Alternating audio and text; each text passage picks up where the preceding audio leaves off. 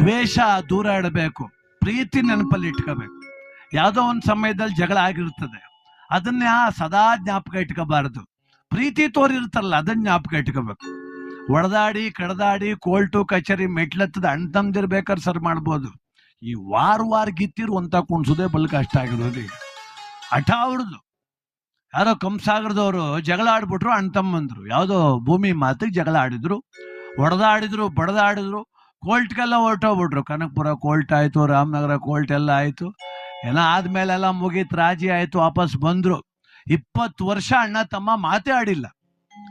ಈ ತಮ್ಮನ ಮಗಳು ಮದುವೆಗೆ ಬಂದ್ಲು, ಮದುವೆ ಮಾಡಬೇಕು. ಆ ಗ್ರಾಮದ ಯಜಮಾನ್ರಿಗೆ ಕರೆದ, ನಾಳೆ ನನ್ನ ಮಗಳು ಮದುವೆಗೆ ಗಂಡನ ಕಡೆಯವ್ರು ಬರ್ತಾವ್ರೆ, ಒಪ್ಪಿಳ್ಳೆ ಕಾರ್ಯಕ್ರಮ ಇದೆ, ನೀವೆಲ್ಲ ಬರಬೇಕು ಅಂದ.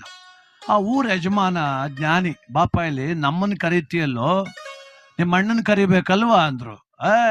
ಅವನ್ ಬಂದನ ಸ್ವಾಮಿ, ನನಗೂ ಅವನಿಗೂ 20 ವರ್ಷದಿಂದ ಮಾತಾಡಿಲ್ಲ ನಾವು, ಈಗ ಬರ್ತಾನ? ಅದಕ್ಕೆ ಯಜಮಾನ್ರಂದ್ರು, ನೋಡಯ್ಯ ಜಗಳನಾರು ಮಾಡು, ಏನಾದ್ರೂ ಮಾಡ್ಕೊ, ನಮ್ಗದು ಬೇಡ, ಇದು ಶುಭ ಸಂದರ್ಭ, ನಿನ್ನ ಮಗಳ ಮದುವೆ ಮಾಡ್ತಾ ಇದ್ದಿ, ನಿಮ್ಮ ಮನೇಲಿ ಶುಭ ಕಾರ್ಯ ಇದು, ನಿನಗೆ ತಂದೆ ಇಲ್ಲ, ಅಣ್ಣ ತಂದೆ ಸಮಾನ ಕಣಯ್ಯ, ಹೋಗೋ ಕರಿಯೋಗೋ ಅಂದ್ರು. ಆಯ್ತು ಯಜಮಾನ್ರೆ, ನಾನು ಹೋಗಿ ಕರೀತೀನಿ, ಅವ್ನು ಬರ್ಬೇಕಲ್ಲ, ಅವ್ನು ನಾನು ಬೈದ್ರೆ ಬೈಸ್ಕಳಯ್ಯ, ದೊಡ್ಡವನು ಕಣ ನಿಮ್ಮ ಅಣ್ಣ, ಎಡಬಾಗ್ಲ ಬೈದ್ಬಿಟ್ರೆ ಏನಾಯ್ತು, ಕರಿ ಅಂದ್ರು. ಹಂಗೂ ಅವ್ನು ಬರಲ್ಲ ಅಂದ್ರೆ ಕೆಲಸ ಮಾಡು, ವಯಸ್ಸಲ್ಲಿ ಚಿಕ್ಕವನು, ನಿಮ್ಮ ಅಣ್ಣ ತಾನೆ, ಕಾಲು ಕಟ್ಕೊಂಬಿಡು, ಬರ್ತಾನೆ ಹೋಗು ಅಂದ್ರು. ಆಯ್ತು ಸ್ವಾಮಿ ಕರೀತೀನಿ ಅಂತ ಬಂದ. ತಮ್ಮ ಅಲ್ಲಿ ಬಂದ, ಸ್ಕೂಟರ್ ನಿಲ್ಲಿಸ್ಬಿಟ್ಟು ಈ ಕಡೆ ಬತ್ತಿದ, ಇವನ್ ಜಗಲಿ ಕಟ್ಟೆ ಮೇಲೆ ಕೂತಿದ್ದ ಅಣ್ಣ ಮುಖ ಆ ಕಡೆ ತಿರ್ಗಿಸ್ಕ ಕೂತ್ಕೊಬಿಟ್ಟ. ಅವನ್ ಬಂದ್ ಪಕ್ಕದಲ್ಲೇ ಕೂತ್ಕೊಂಡ, ಅಣ್ಣ ಅಂದ. ಯಾವನ್ಲ ನಿಮ್ಮ ಅಣ್ಣ ಅಂದ. ಅವನು ನೀನೇ ಕಣಪ್ಪೋ ಅಂದ.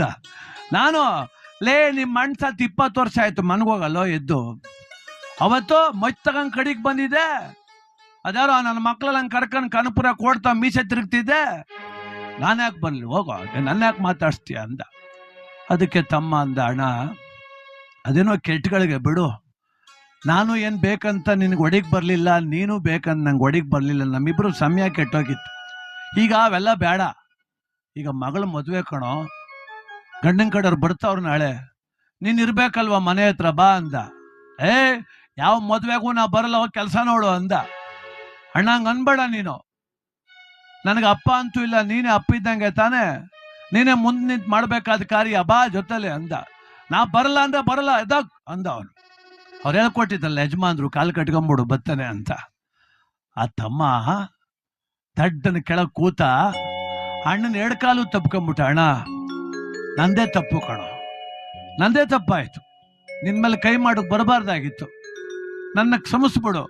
ನನ್ನ ಮಗಳು ಕೋಪಕ್ಕೆ, ನನ್ನ ಮಗಳಲ್ಲ ಅವಳು, ನಿನ್ನ ಮಗಳು, ಅವಳು ಮದುವೆ ನೀನ್ ನಿಂತು ಮಾಡದೆ ಹೋದ್ರೆ ತಪ್ಪಾಗ್ತದೆ ಕಣೋ ಅಣ್ಣ, ಬಂದ್ಬಿಡು ಅಂದ. ಇವನಿಗೂ ದುಃಖ ಆಗ್ಬಿಡ್ತು. ಅವನಂದ, ಆಯ್ತು ಹೋಗಪ್ಪ ಬರ್ತೀನಿ ಅಂದ. ಸದ್ಯ ಬರ್ತೀನಿ ಅನ್ನಲ್ಲ ಅಂತ ಅವನು ಹೊರಟ. ಇವನು ಅದನ್ನೇ ಕಾಯ್ತಿದ್ದ ಪಾಪ, ಅಣ್ಣ ಕರೀಲಿ ಹೊರಟೋಗ್ಬಿಡುವ ಅಂತ. ಆಸೆ ಅಲ್ವಾ ತಮ್ಮನ ಮಗಳು. ಹೋದ, ಬಟ್ಲು ಮನೆಗೆ ಹೋದ, ಬಿಸ್ತರಿ ಕಾಯಿಸಿ ಇಟ್ಟವ್ರೆ, ಸ್ನಾನ ಮಾಡ್ತಾವನೆ. ಇವನ್ ಹೆಡ್ತಿ ಅಡುಗೆ ಮನೇಲಿ ತಪ್ಪಲೆ ದಡ್ಡ ದಡ್ಡ ಅಂತ ಎತ್ತಾಕ್ತಾವಳೆ. ಒಯ್ತಿಕೊಂಡು ಹೋಗಪ್ಪ, ನಾಚಿಕೆ ಮಾನ ಮರುವಾದಿ ಇಲ್ದ ನನ್ನ ಮಗ ನೀನು. ನಿನ್ ತಮ್ಮ ಕರೆದ್ಬಿಟ್ನಂತೆ, ಇವನು ಹೊಟ್ಬಿಟ್ನಂತೆ. ನಿನ್ ತಮ್ಮ 20 ವರ್ಷದಲ್ಲಿ ಹೇಳದ್ ಮಾತು ನಂಗೆ ಇನ್ನೂ ಜ್ಞಾಪಕ ಇದೆ ಅಂತಾಳ ಅವಳು. ಅಂದ್ರೆ ಕೆಟ್ಟದ್ದನ್ನೇ ಜ್ಞಾಪಕ ಇಟ್ಕೊಂಡ್ರೆ ಆಗ್ತದ ಈ ಜೀವನ? ಕೆಟ್ಟದ್ದನ್ನು ಮರೆತು ಬಿಡ್ಬೇಕು, ಒಳ್ಳೇದನ್ನ ಜ್ಞಾಪಕ ಇಟ್ಕೊಳ್ಳೋದು. ನೋಡಿ, ಬಹಳ ಜನ ಏನಂತಾರೆ, ಅವ್ರ ಜೀವನದಲ್ಲಿ ಕೆಟ್ಟ ಘಟನೆ ನಡೆದಿರ್ತದೆ, ಚಿಕ್ಕ ವಯಸ್ಸಲ್ಲೇ ನಾವು ತಪ್ಪು ಕೆಲಸ ಮಾಡಿರ್ತಾರೆ, ಅದನ್ನೇನಂತಾರೆ, ಅದು ಯಾರು ಜ್ಞಾಪಿಸಿದ್ರೆ, ನೀನ್ ಚಿಕ್ಕ ವಯಸ್ಸಲ್ಲಿ ಕೆಟ್ಟೋನಲ್ವಾ ಅಂದ್ರೆ ಕೋಪ ಬಂದ್ಬಿಡ್ತದೆ ಅವ್ರಿಗೆ. ನಾನು ಒಳ್ಳೇದ್ ಮಾಡಿದ ಜ್ಞಾಪಕ ಇಲ್ವೇನೋ ನಿನಗೆ ಅಂತಾರೆ. ಅದಕ್ಕೆ ಕೆಟ್ಟದ್ದನ್ನ ಮರಿಬೇಕು, ಒಳ್ಳೇದನ್ನ ನೆನಪಲ್ಲಿ ಇಟ್ಕೊಳ್ಬೇಕು. ಈ ಮೂಲಕ ಈ ಜೀವನ ಸುಗಮವಾಗಬೇಕು, ಸಂತೋಷವಾಗಬೇಕು.